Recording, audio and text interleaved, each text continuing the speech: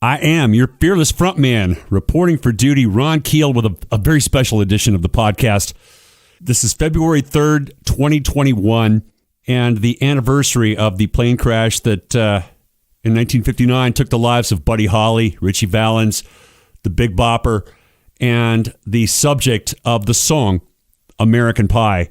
And I am interviewing Don McLean, the man behind that song, for this edition of the podcast. And before I get him on the line, I wanted to share some stories with you about what that song means to me. I'd like to bring some of these up during the interview. I'm not sure I'm going to get the chance. So I want to mention several stories about the tune that really touched my life and have been a part of the fabric of my history and my career. And one is the first time I was 10 years old. In 1971, I had just gotten my first drum set, my first tape recorder, cassette recorder, and my parents went out for New Year's Eve, and I'm home alone on New Year's Eve. And every year on December 31st, Casey Kasem would count down the top 100 songs of the year. And that year, first time with a cassette recorder, I recorded the entire broadcast from song 100 to song number 1, which started right around midnight. Casey Kasem played the number 1 song of 1971. It was American Pie. And I remember sitting there. We still had our Christmas tree up. I'm under the tree with the cassette recorder listening to American Pie. And that memory is carved into my brain. And it feels like it was yesterday. And it's 50 years ago. Many of you know that the Ron Keel Band has embraced the song and uses it as part of our American medley, which usually closes the show. To see and hear thousands of people at every show that we do singing along with American Pie, we always know that no matter what, man, that's going to work. And it's a very special moment for us when everybody's hands are in the air, doing the wave back and forth and singing along with the chorus of American Pie. So obviously that song has a very special place in the Ron Keel Band show as well.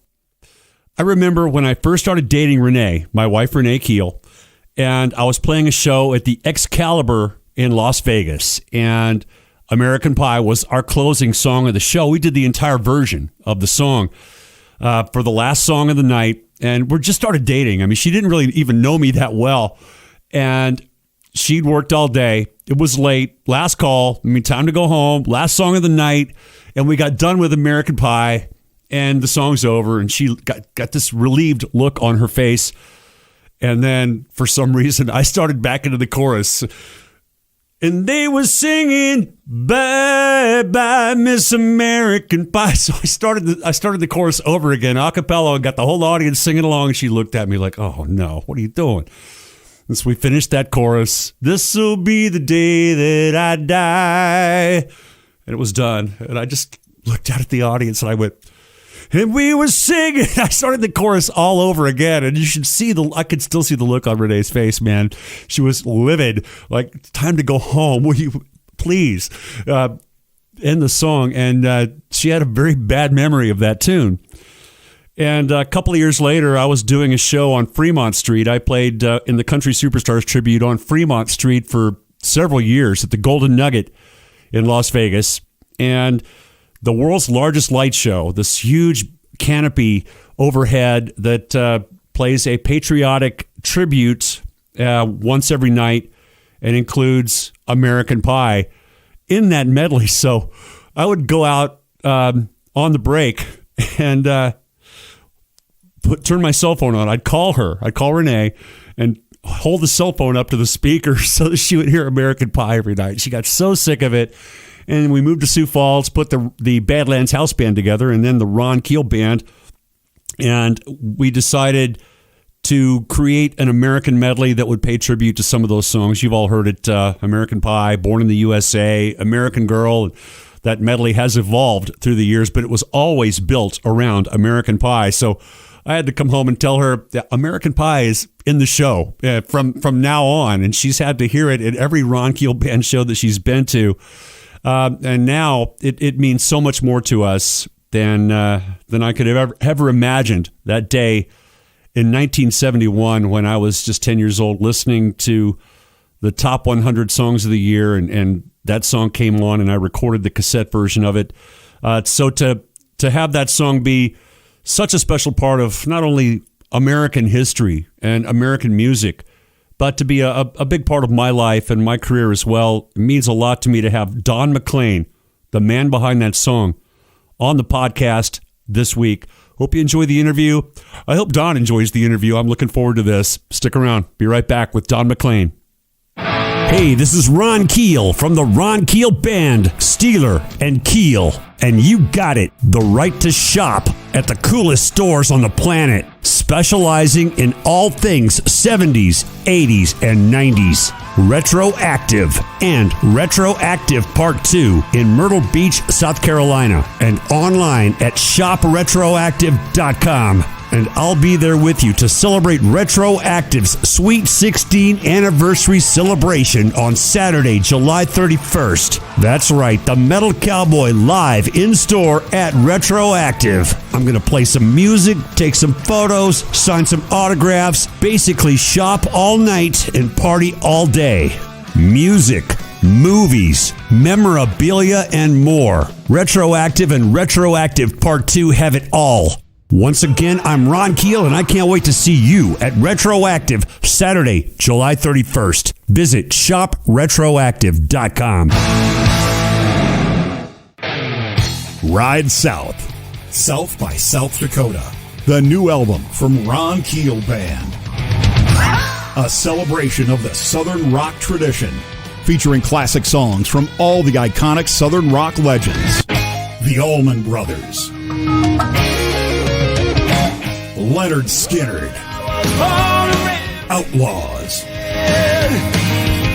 Molly Hatchet, Blackfoot, Marshall Tucker Band, 38 Special, South by South Dakota. The new album from Ron Keel Band and an unbelievable show. Visit ronkeel.com. highballmusic.com and hvmentertainment.com, and Ride South.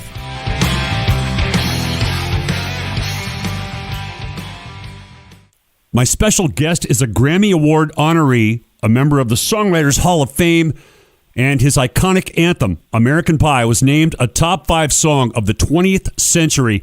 Singer, songwriter, storyteller, and entertainer Don McLean. Don, thank you for the song, and thank you for this opportunity. Well, very nice to talk to you, and hello to your audience. As we speak, today is February 3rd, a notorious day in American music history. What happened on this day in 1959 inspired that song, and tonight you're performing at the Surf Ballroom in Clear Lake, Iowa, the venue where Buddy Holly, Ritchie Valens, and the Big Bopper played their last concert before that tragic, fatal plane crash. What does it mean to you to be on that sacred ground and on that stage tonight? Well, unfortunately, I will not be on that stage tonight because all those shows have been moved as a result of this COVID virus. So every show that had been planned for this celebration has now been moved off into the future, unfortunately. I hate to tell you. Wow, but I I've did been not there know before. That. Well, that's okay. There may be people that were around there that were going to go. It's not going to happen. Everything is still closed, and opening only tenuously, including restaurants. We'll see what happens in the future. But when it's open, I'll be there. That's for sure. And you have performed there before. Is that correct?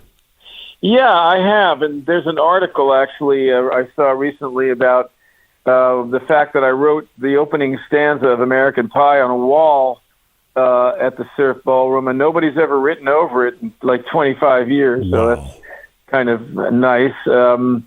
But, I've done some things from time to time, but I don't, make a career out of February 3rd. It's something I'm delighted to be part of, but there are people that, go around and all they do is do that, and I'm not one of those. Well, no, you have a massive body of work. We'll talk about that during the course of this discussion as well, but Take us back on that musical journey from the moment you heard about the plane crash on the news to 12 years later in 1971 when American Pie was the biggest song on the planet. How did the song evolve in your heart and in your head over that time span? Well, that could give people a little bit of an insight into me. I can sit on an idea for many years, or a thought, or some feeling, and use it in a song later on. And a lot of things happened between 1959 and 1970 when I wrote that song. That's 11 years. I was 13 years old. I turned 14 later on in the year 1959. And it was a shocking, terrible, heartbreaking thing to learn of that plane crash. And in those days, you couldn't find out anything about anybody. There was nothing on the news about it. It was just a newspaper story. Later on, I would go to New York and sometimes look at microfilm and in the library there in New York City, try to find more information, like what the New York Times wrote or whatever.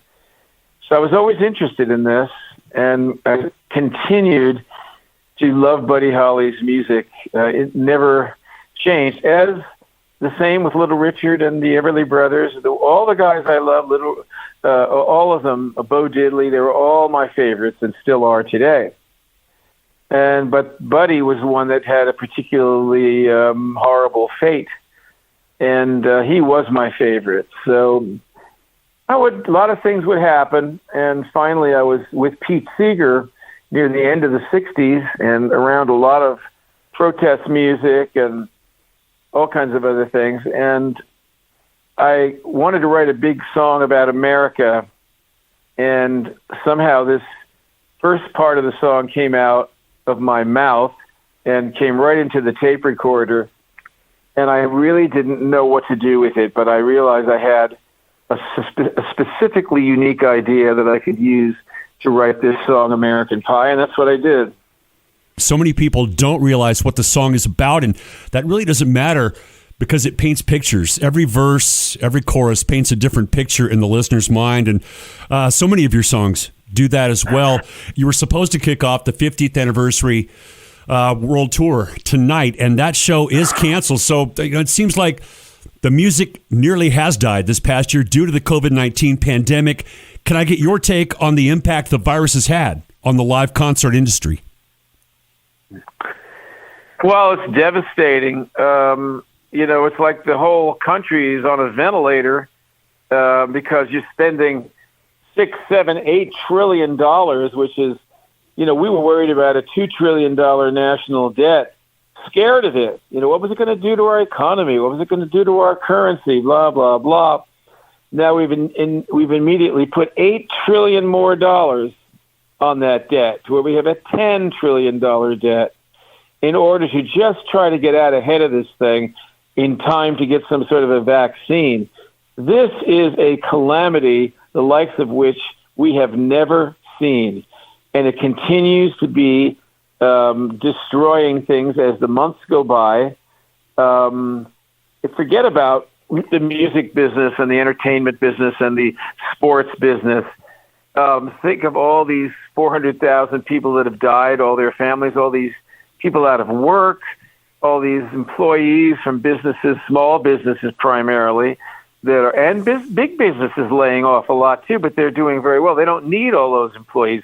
They're using this as an excuse to get rid of a lot of people and to slim down and still make big bucks. But it's the small businesses that really comprise half the economy in the United States, where you've got 10 million people getting money from the government, living at home, waiting one stimulus check away from living in the garage or living in the car with their little babies and their young children. It's awful. And it's just, hanging by a thread, because and the thing is that people are taking the money and investing in the stock market, and people are not afraid of a crash because, the government won't let it happen, That kind of thinking is when something really bad happens that the government can't do anything about, because these forces are physics forces. They're not something you can manipulate indefinitely. Well said, and I appreciate your take and your commentary on that topic. And you've just signed a recording contract with Time Life, to my understanding, to release your catalog of recordings, as well as the highly anticipated new album, Still Playing Favorites. There's a great body of work in addition to American Pie, and links to all those recordings, news, and lots more online at donmclean.com. And he's all over social media and all the streaming platforms as well. Don, excluding American Pie and other mega hits like Vincent, is there one song or album in that catalog or history that you're most proud of, or you would like people to listen to and enjoy that they might not be familiar with? Well, I'm very proud of the Primetime album, and the idea of Primetime is another one of my notions about America. It's America as a game show, and everything coming through the television. So I think that's an important song for me, and I'd perform it when I'm doing concerts. And on that album, there were two songs, The Wrong Thing to Do and When a Good Thing Goes Bad. And the great, very successful rapper, Drake, took those two songs and took the lyrics from those two songs and made a huge hit record called Do It Wrong, which sold 4 million copies. So I actually own 60% of that song. And so young people are out there cutting my material and sampling my material and getting ideas from songs that I've written, because if I have anything to offer, it's these ideas that I have. And I think Primetime is an interesting album. People might like to hear it. And also the Chain Lightning album that I made in Nashville with Larry Butler, that has Since I Don't Have You and Crying on it, but it also has Chain Lightning and a lot of other tunes on it. Yeah, like I said, a great body of work, and all those links are available to stream or buy Don McLean albums at donmclean.com. I know your time is limited, but I do want to share this with you. I told you I had a story I had to share, and I'm also a singer, songwriter, musician, and I've had some measure of success in this business with 3 albums on the Billboard charts. And my band, the Ron Keel Band, has what we call the American Medley. It's a mashup of classic American-themed anthems, and that medley begins and ends with American Pie. And when we're having a rough night, Don, the audience might be a little cold. I'll run over to the keyboard player. I'll run over to the keyboard player and yell, "Pie! Pie!" And he starts the intro, and I sing that first line, and all of a sudden, the crowd's in the palm of my hand, and thousands of people singing along. These young people that weren't even born when the song was a huge hit 50 years ago. So thank you for bailing me out night after night, and so much more, man. Well, that's a great story, and thank you for telling me that, and I hope that it'll be very soon that you'll be back performing in front of audiences again when we get rid of this thing and theaters start to open. I would hope that if this keeps going, that some of these larger venues, 2,000 or 3,000 seats, will be able to be booked affordably, and you can have 1,000 people in there, and there'll be all that distancing, and we can have a show. Well, I sure hope so. Because nobody's making any money, so we've got to find a new way of doing things until we're out of the woods. But I'm sure we will. I'm sure, and I'm one of those kids that was addicted to the radio. In 1971, I was there listening to Casey Kasem's Hot 100 Countdown on New Year's Eve, and the number one song at midnight, or 8 minutes to midnight, 8.5 minutes before midnight, was American Pie. And I'll never forget sitting there with my little cassette recorder recording that song and singing along at that point. And now 50 years later, here I am talking to the hardest working man in show business. Like I said, I've seen your interview schedule, and I'm just glad that you and Jody Best at Best Bet Promo could carve out a few minutes for me and my listeners. And I really appreciate your time, Don. Thank you. Well, you have a great day, and if all of you get a chance, you can hear the home free version, a cappella, of the song American Pie, which is the new version. It's out there and getting a lot of attention. So even young people will start enjoying it again, and it'll have a whole new life. And thank you for your interview, and good luck to you. You're welcome, Don. Thank you. I wanted to mention that home free version. I have heard it. It's fantastic. And you are drawing awareness to the National Independent Venues Association's work to save our stages. So thank you for that. Well, I couldn't be happier to do it. Well, thanks to you, the music will never die. I really appreciate the interview, and can't wait to continue keeping the music alive thanks to you and your songs. Don McLean on the Ron Keel podcast and the Streets of Rock and